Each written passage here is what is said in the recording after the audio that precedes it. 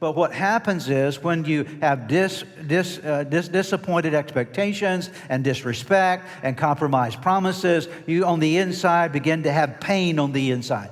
And that pain produces anger.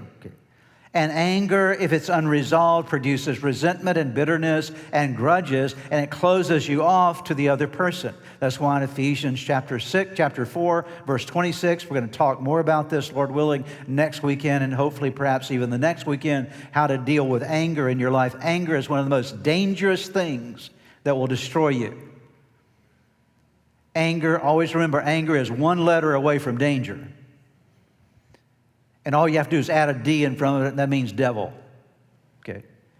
So every time you let anger get inside of you, give a place, Ephesians 4:26, to the devil. If it's unresolved pain, unresolved anger, then now he has access. And then that leads oftentimes to what I would call here the victim-villain syndrome. What I mean by that is you begin to think, well, I'm the victim here. The other person's all bad. I'm all good. They're terrible. I'm not. And so you begin to form this sort of dichotomy between you and the other person. And that leads to this next thing, that's blame and shame. You're blaming them and shaming them for what's going on in your life and in your relationship. And now everything's kind of going downhill. And then that just begins to result in your irresponsibility. You begin to back away from any responsibility for the relationship.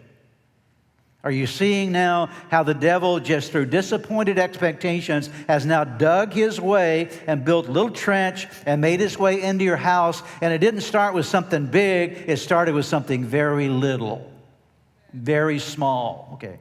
A small little disappointment can turn into the devil ultimately gaining access to a marriage or to a family or to a relationship. That's why Jesus said, you need to keep watch.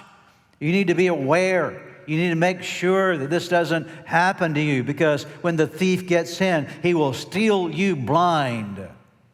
He'll steal from you and kill and destroy God's purpose for your life.